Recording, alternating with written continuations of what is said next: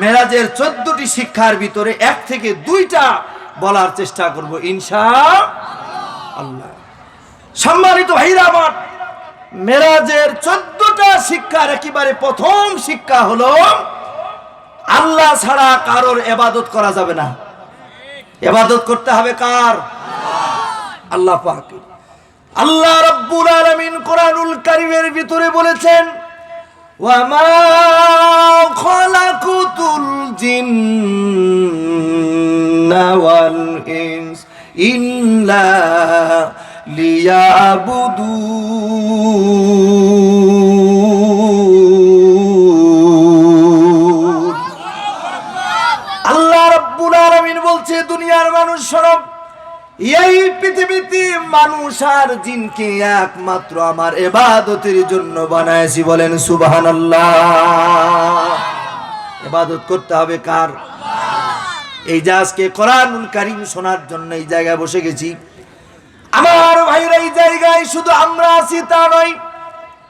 আমার নবীজি যখন আমরা কোরআনুল কারীমের মাহফিল এসেছি, আমার ভাইরাম আল্লাহ পাকে কোরআনের বরকতে আমাদের মান বাড়িয়ে দিয়েছে। সুবহানাল্লাহ বলেন।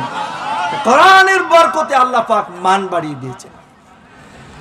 আল্লাহ রাব্বুল আলামিন কোরআনুল কারীমের ভিতরে বলেছেন, ইন্নামাল মুমিনুনা আল্লাযীনা ইযা যুকিরাল্লাহ ওয়াজিলাত কুলুবুহুম ওয়া ইযা তুলিয়াত আলাইহিম আয়াতুহু যাদাতুহুম ঈমানা ওয়া আলা রাব্বিহিম ইয়াতাওয়াক্কালুন।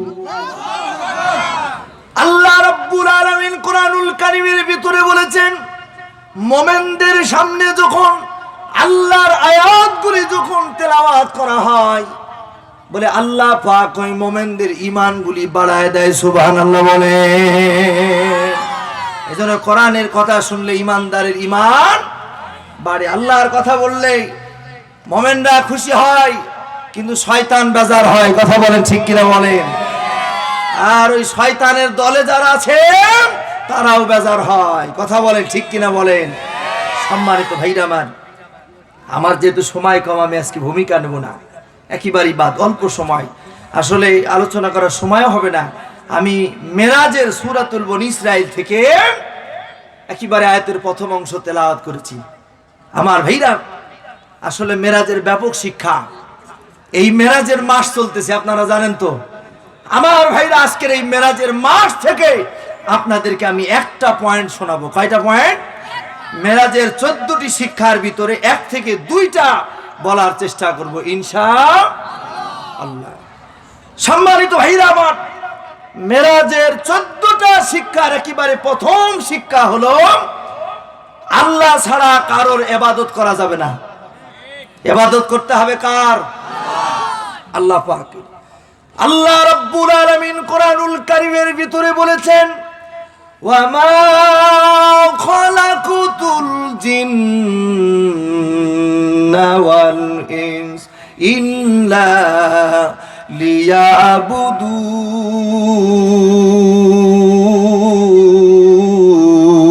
লিয়াবুদুন। আল্লাহ রাব্বুল আলামিন বলছে, দুনিয়ার মানুষ সব এই পৃথিবীতে মানুষ আর জিনকে একমাত্র আমার ইবাদতের জন্য বানাইছি। বলেন সুবহানাল্লাহ। ইবাদত করতে হবে কার? এই যে আজকে কোরআনুল কারীম শোনার জন্য এই জায়গায় বসে গেছি, আমার ভাইরা এই জায়গায় শুধু আমরা আছি তা নয়। আমার নবীজি যখন কাবার প্রান্তরে কোরআনুল কারীমের তেলাওয়াত করে, আবু জেহেল, আবু সুফিয়ান, উতবা, উতাইবা, এই মানুষগুলি মানুষের দাঁড়ে দাঁড়ে যে বলতো, আব্দুল্লাহর বেটা মুহাম্মদ যা তেলাওয়াত করে তোমরা শোনার জন্য যেও না। বলেন তো, তিনি যখন নিষেধ করতেন এই দৃশ্য আমার আল্লাহ শুনতো কি শুনতো না? আল্লাহ রাব্বুল আলামিন যেন আমার নবীকে বললেন, ওগো হাবিব, ওগো বন্ধু, মোটেও তুমি টেনশন করবা না, মোটেও তুমি চিন্তা করবা না। তুমি যখন কাবার প্রান্তরে কোরআনুল কারীমের তেলাওয়াত করো, আমি আল্লাহ পাক লক্ষ্য করে দেখতেছি তোমার তেলাওয়াত শোনার জন্য, তোমার তেলাওয়াত শোনার জন্য জিনেরা পর্যন্ত এই জায়গায় উপস্থিত হয়ে গেছে। সুবহানাল্লাহ বলেন। এই জিনগুলির বয়স, কোন জিনের বয়স 3000 বছর, কোন জিনের বয়স 2500 বছর, 2000 বছর। এই জিনগুলি তাওরাত কিতাবের তেলাওয়াত শুনেছে, ইনজিল কিতাবের তেলাওয়াত শুনেছে, জাবুর কিতাবের তেলাওয়াত শুনেছে, কিন্তু আজকে কোরআনুল কারীমের তেলাওয়াত শুনে এই জিনগুলি এরকম ভাবে সব ছেড়ে দিয়া কালিমা পড়ে মুসলমান হয়ে গেছে। সুবহানাল্লাহ বলেন।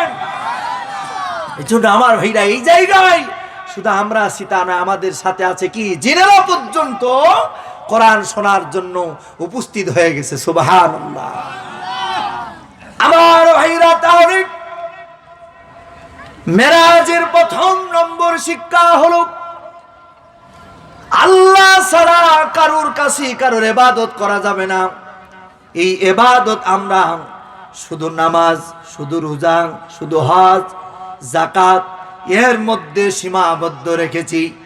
যখন জিহাদের কথা বলা হয়, এক শ্রেণীর মানুষের গায়ে অ্যালার্জি হয়।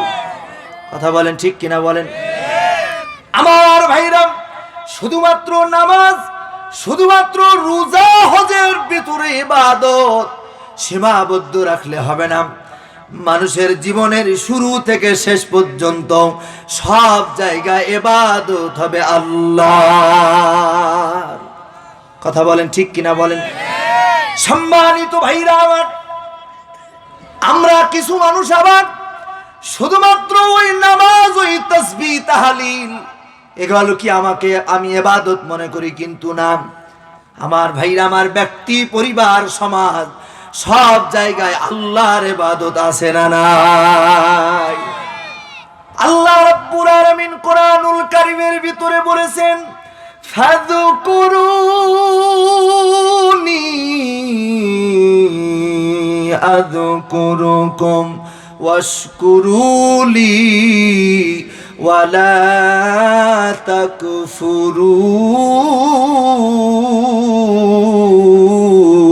তাকফুরুন। আল্লাহ রাব্বুল আলামিন বলছেন, তোমরা আমার প্রতি কৃতজ্ঞ হবে, আমার কৃতজ্ঞতা প্রকাশ করবে, খবরদার আমার সাথে কুফরি করবে না। আর তোমরা যদি আমাকে স্মরণ করো, আমি আল্লাহ পাক তোমাদেরকে স্মরণ করব। কার কথা বলেন? আমার ভাইরা, এই 5 আগস্টের এই বিজয় আল্লামা সাঈদীর চোখের পানি। কথা বলেন না কেন? এই বিজয় ওই জেলখানা, আয়না ঘর, এই জেলখানার ভিতরে আলেমদের চোখের পানি। আমার ভাইরা, শহীদ মরহুম আল্লামা সাঈদী সাহেবকে পরিকল্পিতভাবে তারা হত্যা করেছে। কথা বলেন। ওরা আবার আমার কি বলবো, কথায় কথায় বলতো যে আমার নেত্রী দিনের কাজ শুরু করতো কোরআন তেলাওয়াত করে। নাউজুবিল্লাহ। আমার ভাইরা, এটা মুনাফিক, এটা কোনোদিন সত্য কথা হতে পারে না। কারণ কেউ যার দিনের কাজ কোরআন শরীফ তেলাওয়াত করে হয়, সে কোনোদিন মরহুম শহীদ আল্লামা সাঈদী সাহেব সহ আলেমদেরকে জেলখানার ভিতরে কষ্ট দিয়েছে। কথা বলেন ঠিক কিনা বলেন। সম্মানিত ভাইরা আমার, এই জন্য সব জায়গায় ইবাদত হবে কার? আল্লাহ পাকের। দুনিয়ার সব জায়গায়, আমার নির্বাচন, আমার ভোট, সব জায়গায় ইবাদত হবে আল্লাহর। কষ্ট হচ্ছে আপনাদের?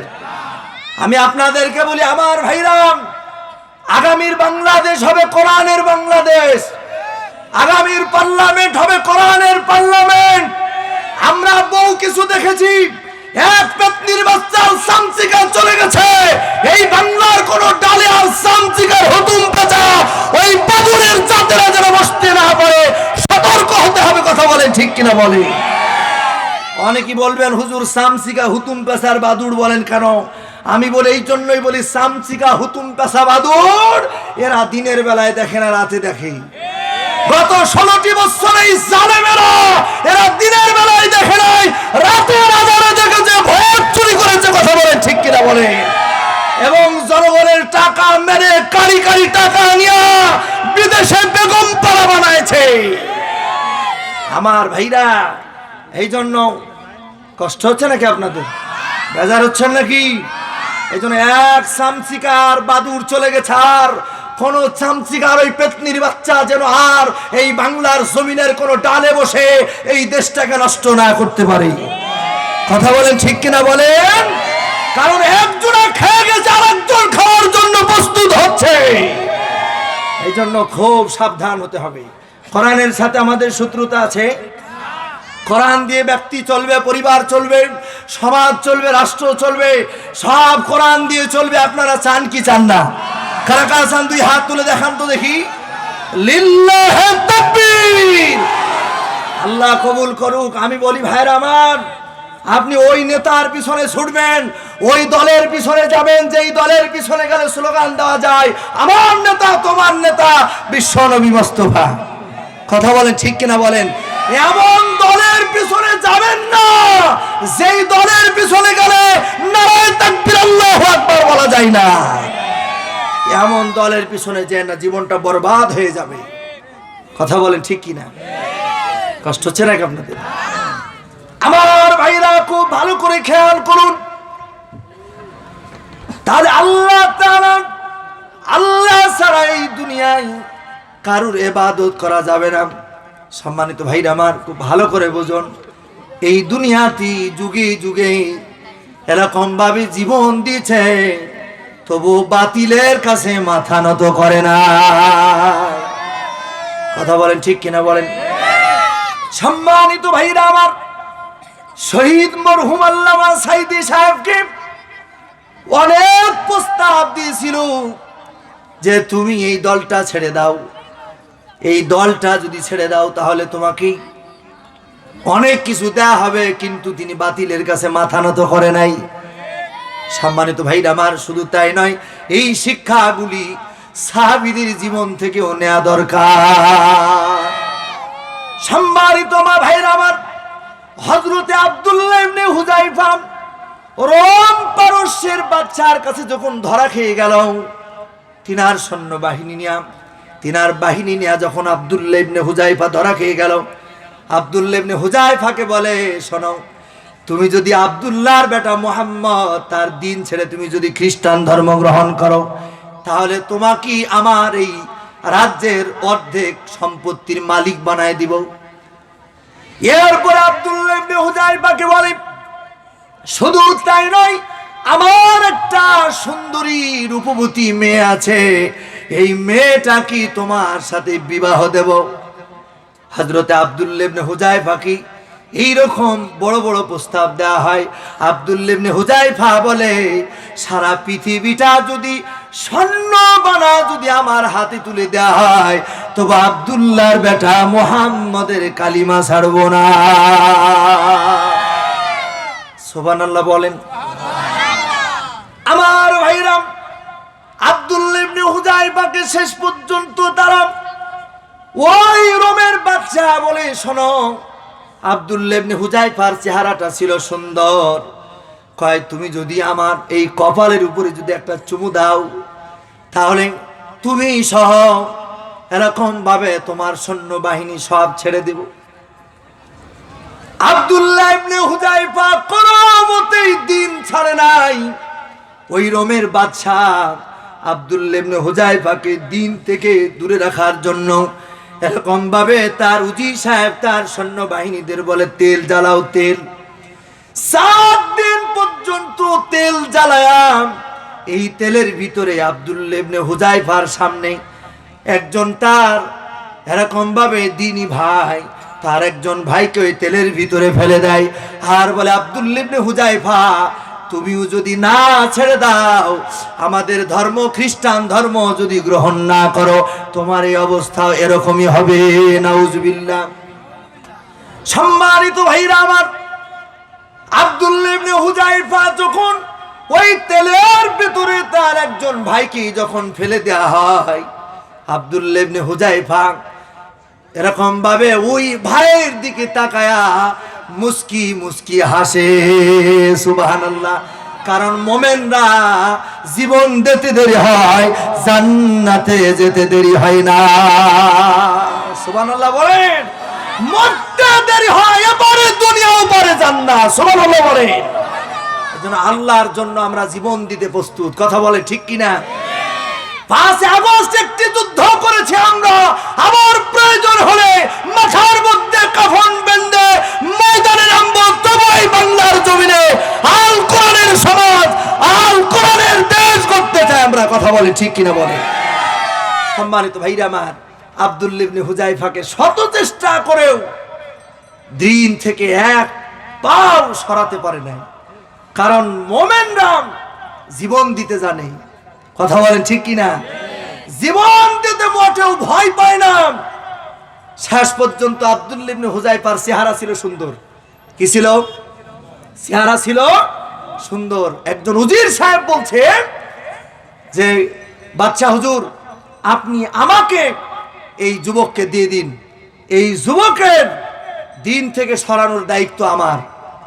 তার চিন্তা ছিল, তার একটা মেয়ে ছিল, এই তার চিন্তা হলো আমি তাকে নিয়ে আমার মেয়েটাকে তার পিছনে লেলিয়ে দিয়ে তার ঈমান হরণ করব। নাউজুবিল্লাহ। ঈমান হরণ করে তাকে দিন থেকে সরায় ফেলবো। আব্দুল্লাহ ইবনে হুযায়ফাকে এরকম ভাবে উজির সাহেব নিয়ে অন্ধকার এক ঘরের ভিতরে নিয়ে গেল। নিয়ে যাওয়ার পর তার মেয়েটাকে সজ্জিত করে ওই ঘরের ভিতরে লেলিয়ে দিল। কিন্তু আব্দুল্লাহ ইবনে হুযায়ফা এই কপালটা দিয়ে সিজদা করেছেন আল্লাহ তাআলাকে। বলেন কাকে? আল্লাহ তাআলাকে। আমার ভাইরাম, আব্দুল্লাহ ইবনে হুযায়ফা ওই মেয়েটা বলছে, কোনদিন আমার দিকে চোখ উঁচু করে তাকায় নাই। 3 মাস সময় দিয়েছি, 3 মাস চলে গেল। এবার 3 মাস পর তার বাবা জিজ্ঞাসা করছে, তুমি কি পেরেছ এই ছেলেটাকে তোমার আওতায় আনতে? বলে, না বাবা, পারি নাই, এখনো 10 দিন আমাকে সময় দাও। বলেন কয় দিন? 10 দিন সময় দাও। এরপরে মেয়েটা আরো 10 দিন সময় নিয়াম লক্ষ্য করে দেখলেন এই যুবককে কোনোমতি খারাপ কাজে এরকম ভাবে রাজি করানো সম্ভব নয়। তিনার এরকম ভাবে বাচন ভঙ্গি যা দেখানো দরকার সব কিছু তিনি চেষ্টা করেছে, কিন্তু আব্দুল্লাহ ইবনে হুযায়ফার ঈমান নষ্ট করতে পারে নাই। সুবহানাল্লাহ বলেন। আব্দুল্লাহ ইবনে হুযায়ফা শেষ পর্যন্ত মেয়েটা বলল, শোনো, তুমি যদি চাও আমি তোমাকে সহযোগিতা করব, তুমি এই এলাকা ছেড়ে চলে যাবা। সুবহানাল্লাহ বলেন। আল্লাহ পাক সবকিছু দেখে কি দেখে না? এই মেয়েটা বলছে তুমি চলে যাবা। এবার বলেন তো, কোন এক জায়গায় যদি একসাথে একটা ছেলে আর মেয়ে 3 মাস এক জায়গায় থেকে, বলেন তো এই আব্দুল্লাহর প্রতি এই মেয়েটার বড় মায়া জন্মায় গেছে যে না, এই যুবক কোনো একেবারেই সাধারণ যুবক না। সুবহানাল্লাহ বলেন। এই জন্য যুবকদেরকে বলে, ও যুবক, ও যুবক, এরে কলাবাড়িয়ার যুবকেরা শোনো, তোমরা যে মোবাইল ব্যবহার করো, মোবাইল, এরে যুবক, এই মোবাইলটা একটা বিশ্ববিদ্যালয়। কথা বলে না কেন? এই মোবাইলের ভিতরেই, এই মোবাইলটা একটা বিশ্ববিদ্যালয়। এই মোবাইল দিয়া অনেক কিছু শেখা যায়। কথা বলেন ঠিক কিনা? এই মোবাইল দিয়া অনেক কিছু শেখা যায়। ও যুবক, তোমরা ঈমান আলা হয়ে যাও, ওই দলের পিছনে যাও, ওই দলের পিছনে যাও যেই দল করলে তোমাকে নামাজের দিকে ডাকা হয়, যেই দল করলে তোমাকে টাকনার নিচে কাপড় পরতে দেয় না। ও যুবক, তোমরা এমন নেতার পিছনে ছুটো না যেই নেতার পিছনে গেলে নারায়ে তাকবীর আল্লাহু আকবার বলা যায় না। এজন্য যুবকরা ভালো হয়ে যাও, খুশি হবেন কে? এ যুবক, তোমরাই পারবা এই দেশটা পরিবর্তন করতে। কথা বলে ঠিক কি না? এই যুবকেরা, তোমাদের হাতেই তো বিজয় হবে, ইসলামের বিজয়। এই জন্য তোমরা কোরআনের কাছে ফিরে আসো। আমার এই জন্য যুবকেরা, ও যুবক, তোমাদের কি বলি, তোমরা মোবাইলটা ভালো পথে ব্যবহার করবা। এই মোবাইল দিয়ে, আমি তো বলি মোবাইল একটি ইউনিভার্সিটি। এই মোবাইলের ভিতরে তিরমিজি শরীফ রাখা যায়, এই মোবাইলের ভিতরে বুখারী শরীফ রাখা যায়, এই মোবাইলের ভিতরে তাফসীর রাখা যায়। ও যুবক, আবার এই মোবাইল দিয়া অন্যের মেয়েকে ভেগে নিয়ে যাওয়া যায়। কথা বলে না কেন, ঠিক কিনা বলেন? এই প্রচন্ড শীতের মধ্যেও বাবা মনে করছে আমার ছেলেটা ঘুমায়, কিন্তু দেখা যাচ্ছে লেপের মধ্যে কোন ছেড়ির সাথে সেটিং করতেছে, ঠিক কিনা বলেন? আর যুবক যখন ইমানদার হয়ে যাবে, ওই লেপের মধ্যে আর কোন ছেড়ির সাথে চ্যাটিং করবে না, ওই লেপের মধ্যে তাফহিমুল কোরআন পড়বে।